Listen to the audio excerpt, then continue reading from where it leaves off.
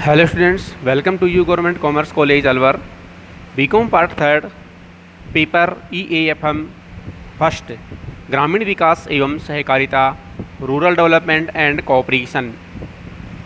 Chapter 3, ग्रामीण विकास की व्यूहरचना, strategy of rural development. Bharat में ग्रामीण विकास का प्रारंभ प्राय वर्ष 1904 में ग्रामीण समिति अधिनियम पारित करने के पश्चात हुआ। ग्रामीण विकास कार्यक्रमों को गति मुख्यतः 20वीं सदी में 70 के दशक में प्राप्त हुई। तब तक ग्रामीण विकास एक कोरी कल्पना बनी रही। ग्रामीण विकास की परिभाषा उमा लेली ने एक परिभाषा दी है, जिसके अनुसार ग्रामीण विकास का तात्पर्य ग्रामीण क्षेत्रों में रहने वाले अनेकानेक निम्न आय वर्ग के लोगों के जीवन स्तर में सुधार लाना और उनकी विकास प्रक्रिया को आत्म पोषित करना। अर्थात जो व्यक्ति ग्रामीण क्षेत्रों में रहते हैं और वो उनका जीवन स्तर बहुत ही नीचे निम्न आय वर्ग का है या उनके पास में बहुत ही गरीबी है, तो ऐसे लोगों को उच्च आय स्तर में जीने के लिए उन्हें रोज़गार प्रदान करना, उन्हें आर्थिक संबल प्रदान करना, उन्हें एग्रीकल्चर के लिए बैंकिंग के द्वारा लोन प्रोवाइड करना और सरकार की विभिन्न योजनाओं के द्वारा उन्हें रोज़गार उपलब्ध करवाना, अर्थात उनके विकसित करने के लिए सरकार के द्वारा बहुत अधिक योजनाओं को प्रोवाइड करवाना। वैसे तो ग्रामीण विकास एक बहुत बड़ा कार्यक्रम है, लेकिन फिर भी इसको कुछ भागों में डिवाइड कर सकते हैं, जैसे कृषि विकास, आर्थिक व सामाजिक उन्नति के आधार पर तैयारी, ग्राम नियोजन, भूमिहीनों के लिए उचित मजदूरी, जन स्वास्थ्य व शिक्षा, समन्वित ग्रामीण विकास, संचार, सत्ता का विकेंद्रीकरण तथा ग्रामीण रोजगार कार्यक्रम इत्यादि सम्मिलित हैं। ग्रामीण विकास के दो महत्वपूर्ण पहलू हैं: विभिन्न क्षेत्रों में परस्पर निकट समन्वय द्वारा आर्थिक विकास तथा ग्रामीण निर्धनों का उत्थान। इन विशेष कार्यक्रमों में खासकर जोर कमजोर वर्ग के लोगों की ओर दिया गया है, जिसका उद्देश्य केवल विकास के लिए प्रोत्साहन ही नहीं बल्कि आर्थिक गतिविधियों को सुनियोजित व्यवस्था करने से जोड़ना है। ग्रामीण विकास की व्यवरचना, strategy of rural development. Strategy व्यवरचना क्या है के बारे में अध्ययन करते हैं।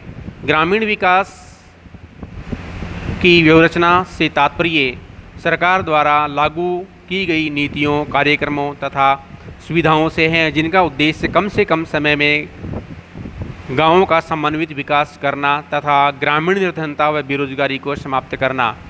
भारत में ग्रामीण विकास की व्यवरचना को इस प्रकार बनाया गया है जिससे ग्रामीण क्षेत्रों में रहने वाले लोगों, मुख्य रूप से निर्धन लोगों के सामाजिक आर्थिक जीवन में सुधार हो सके।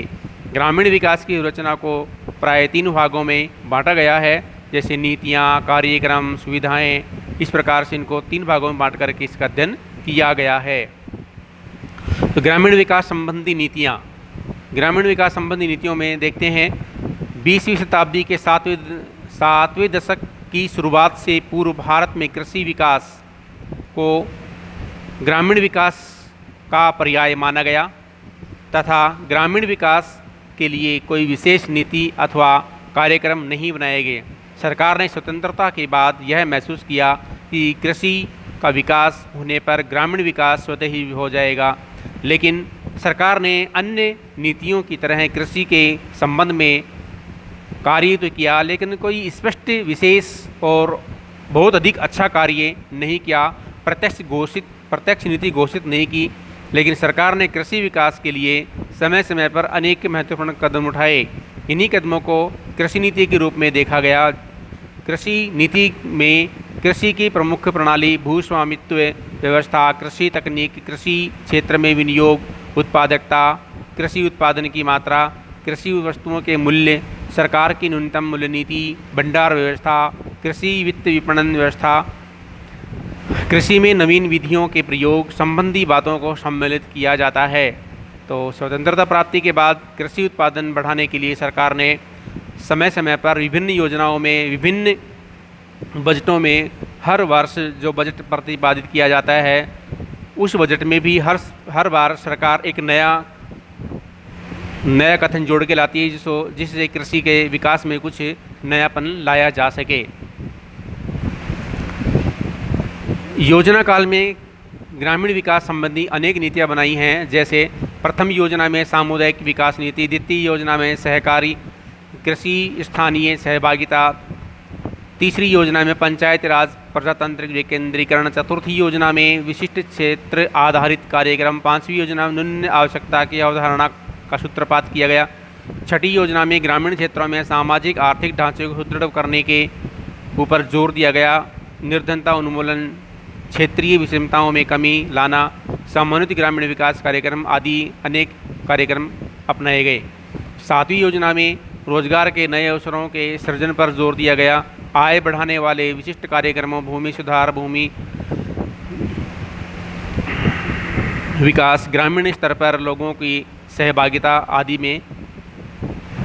आठवीं योजना में रोजगार सृजन पर विशेष ध्यान दिया गया, क्षेत्रीय विकास पर जोर, गांवों के समूह की पहचान, स्थानीय विशेषताओं को ध्यान में रखते हुए विकास योजनाएं शुरू करना, पंचायती राज संस्थाओं की नई प्रभावकारी भूमिका निभाना। नौवीं योजना में संपूर्ण अर्थव्यवस्था में त्वरित वृद्धि के वाहक के रूप में कृषि एवं ग्रामीण विकास को प्राथमिकता दिया गया, निर्धनता तथा बेरोजगारी उन्मूलन कार्यक्रमों पर प्रत्यक्ष ध्यान दिया गया। 10वीं योजना में वर्ष 2007 तक निर्धनता अनुपात में 5% बिंदु की कमी लाना, लाभदायक रोजगार उपलब्ध कराना तथा कृषि विकास को प्रभावित प्राथमिकता देना आदि कार्य। 11वीं पंचवर्षीय योजना में भारत निर्माण, मनरेगा तथा TSC के द्वारा ग्रामीण आर्थिक संरचना का निर्माण करके सामाजिक क्षेत्र का विकास ताकि विषमताओं को दूर किया जा सके। 12वीं पंचवर्षीय योजना में तेजी से अधिक समग्र एवं सतत विकास, निर्धन एवं सीमांत विशेषतः स्त्रियों का सशक्तिकरण, ग्रामीण आर्थिक संरचना का निर्माण ताकि क्षेत्रीय सामाजिक एवं आर्थिक विषमताओं को कम किया जा सके। इस प्रकार नीति आधारित जो है यह हमारी योजनाओं के अंतर्गत ग्रामीण विकास किया गया। तीसरा आता है ग्रामीण विकास कार्यक्रम। तो ग्रामीण विकास कार्यक्रम बहुत बड़ा क्षेत्र है। सरकार में जैसे सरकार ने अपना रुख चेंज किया, बदलते समय के अनुसार बहुत सारी सरकारों ने अपने आधार पर नए नए ग्रामीण विकास कार्यक्रम किए। तो ग्रामीण विकास की रचना में ग्रामीण विकास कार्यक्रमों का महत्वपूर्ण स्थान है। प्रथम पंचवर्षीय योजना से पाँचवीं पंचवर्षीय योजना तक सामुदायिक विकास, सहकारिता, समाजवाद, भूमि सुधार, हरित क्रांति, लघु कुटीर उद्योगों को बढ़ावा, न्यूनतम मजदूरी को बढ़ावा, जनसंख्या नियंत्रण आदि कार्यक्रमों पर बल देकर ग्रामीण विकास का प्रयास किया गया। इन कार्यक्रम प्रमुख है अंत्योदय योजना, काम के बदले अनाज योजना, गरीब को छप्पर योजना, इंदिरा गांधी आवास योजना, समन्वित ग्रामीण विकास कार्यक्रम IRDP प्रोग्राम, राष्ट्रीय ग्रामीण रोजगार कार्यक्रम NREP, ग्रामीण भूमिहीन रोजगार गारंटी कार्यक्रम RLEGP, सूखा राहत क्षेत्र कार्यक्रम DPAP, न्यूनतम आवश्यकता कार्यक्रम MNP, रेगिस्तान विकास कार्यक्रम DDP, ग्रामीण युवकों को स्वरोजगार प्रशिक्षण कार्यक्रम ट्राइजम, ग्रामीण विद्युत नियोजन कार्यक्रम 20 सूत्री कार्यक्रम, महात्मा गांधी राष्ट्रीय ग्रामीण रोजगार गारंटी कार्यक्रम मनरेगा इत्यादि अनेक प्रकार के कार्यक्रमों का आयोजन किया गया, जिन कार्यक्रमों का हम विस्तार से नंबर वाइज अध्ययन करते हैं। तो सबसे पहले हमारे पास आया है समन्वित ग्रामीण विकास कार्यक्रम स्वर्ण जयंती ग्राम स्वरोजगार योजना, इंटीग्रेटेड रूरल डेवलपमेंट प्रोग्राम और IRDP स्वर्ण जयंती ग्राम स्वरोजगार योजना SGSY। भारत सरकार ने 1978-79 में निर्धनता उन्मूलन व ग्रामीण विकास के लिए एक नया कार्यक्रम प्रारंभ किया, जिसे समन्वित ग्रामीण विकास कार्यक्रम IRDP की संज्ञा दी गई। इन कार्यक्रमों में नंबर 1 जो आया है समन्वित ग्रामीण विकास कार्यक्रम, भारत सरकार ने 1978-79 में निर्धनता उन्मूलन व ग्रामीण विकास के लिए एक नया कार्यक्रम प्रारंभ किया, जिसे समन्वित ग्रामीण विकास कार्यक्रम IRDP की संज्ञा दी गई। 1 अप्रैल 1999 से IRDP का नाम बदलकर स्वर्ण जयंती ग्राम स्वरोजगार योजना SGSY कर दिया गया तथा इसके सभी सहायक कार्यक्रमों जैसे ट्राइजम, ड्वाक्रा, सिट्रा, GKY, MWS को इसमें मिला दिया गया और एक नया नाम दे दिया गया। IRDP को प्रारंभ में कुछ चुने हुए विकास खंडों में प्रारंभ किया गया था, लेकिन 2 अक्टूबर 1980 से इसे देश के सभी विकास खंडों में लागू कर दिया गया। इसका मुख्य उद्देश्य ग्रामीण क्षेत्रों के सबसे गरीब परिवारों का जीवन स्तर ऊंचा उठाना तथा ग्रामीण क्षेत्रों में गरीबी की रेखा से नीचे परिवारों को आय बढ़ाने वाली परिसंपत्तियां देकर तथा उधार एवं अन्य विशिष्ट सुविधा सुलभ करवाकर उन्हें निर्धनता रेखा से ऊपर उठाने का कार्यक्रम किया जाता है। IRDP के अंतर्गत छठी पंचवर्षीय योजना में 165.6 लाख परिवारों को वित्तीय सहायता प्रदान की गई। 7वीं तथा 8वीं योजना में IRDP के अंतर्गत 180 लाख एवं 108 लाख परिवारों को वित्तीय सहायता दी गई। SGSY की कुछ विशेषताएं भी हैं, जैसे नंबर 1, ग्रामीण विकास एवं निर्धनता उन्मूलन के लिए पहले से चल रहे अनेक कार्यक्रमों IRDP, ड्वाक्रा, ट्राइजम, MWS इत्यादि को मिलाकर इसे 1 अप्रैल 1999 से लागू किया गया। नंबर 2, ग्रामीण क्षेत्रों में रोजगार को बढ़ावा देने हेतु यह एकल कार्यक्रम शुरू किया गया। नंबर 3, स्वर्ण जयंती ग्राम स्वरोजगार योजना SGSY का मुख्य उद्देश्य सूक्ष्म कार्यों, माइक्रो एंटरप्राइजेज को प्रोत्साहित करना एवं ग्रामीण निर्धन लोगों को स्वयं सहायता समूहों, सेल्फ हेल्प ग्रुप के रूप में सहायता प्रदान करना। नंबर 4, स्वरोजगार के सभी पहलुओं को इस कार्यक्रम SGSY में शामिल किया गया, जैसे ग्रामीण निर्धन लोगों को स्वयं सहायता समूह SHG के रूप में संगठित करना एवं उनकी क्षमता बढ़ाना, क्रिया समूहों का नियोजन, आर्थिक ढांचे का विकास, बैंक एवं आर्थिक सहायता सब्सिडी के द्वारा वित्तीय मदद करना एवं विपणन में सहायता करना इत्यादि प्रोग्राम थे। नंबर 5, यह कार्यक्रम SGSY केंद्रीय प्रायोजित स्कीम के रूप में क्रियान्वित किया गया, जिसकी लागत केंद्र एवं राज्यों के मध्य 75:25 के अनुपात में वहन की गई, अर्थात केंद्र सरकार 75% अमाउंट पेमेंट करेगा, जबकि स्टेट गवर्नमेंट उसमें से 25% अमाउंट पेमेंट करेगा। स्वर्ण जयंती ग्राम स्वरोजगार योजना SGSY के अंतर्गत वर्ष 1999 से 2000 एवं 2001 में क्रम से 0.94 और 1.09 मिलियन परिवारों को सहायता प्रदान की गई, लेकिन वर्ष 2001-2 में दिसंबर 2001 तक मात्र 0.32 मिलियन परिवारों को ही आर्थिक सहायता प्रदान की गई थी। SGSY की शुरुआत से लेकर दिसंबर 2000 तक केंद्र एवं राज्यों द्वारा इस कार्यक्रम हेतु 4,336 करोड़ रुपए आवंटित किए गए थे। इस अवधि तक 3,497 करोड़ रुपए का उपयोग करके 32.48 लाख स्वरोजगारी व्यक्तियों को लाभान्वित किया गया था।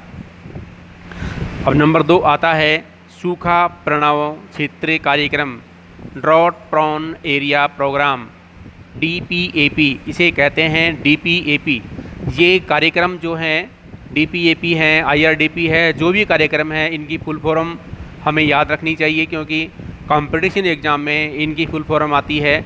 और ये कार्यक्रम कब लागू किए, इनकी डेट, लागू करने की डेट भी कंपटीशन एग्ज़ाम में आती है, तो हमें इनकी फुल फॉर्म, डेट और इसका जो फाइनेंशियल सपोर्टिंग सिस्टम होता है वो गवर्नमेंट का कौन सी का रहता है, सेंट्रल गवर्नमेंट का है, स्टेट गवर्नमेंट का है, या दोनों का एक निश्चित अनुपात में है, उसके आधार पर उसको आपको तैयार रखना है, याद करना है, ताकि आपके किसी कॉम्पिटिटिव एग्ज़ाम में इसकी पूरी हेल्प मिल सके।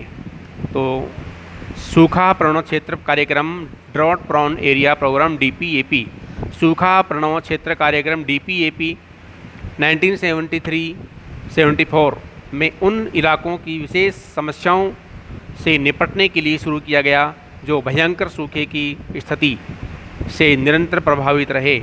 समन्वित क्षेत्र विकास कार्यक्रम के रूप में यह कार्यक्रम शुरू किया गया था। परिस्थितियों के अनुसार संतुलन फिर स्थापित करने के लिए लंबी अवधि के उपाय अपनाने के लिए यह कार्यक्रम अपनाया गया।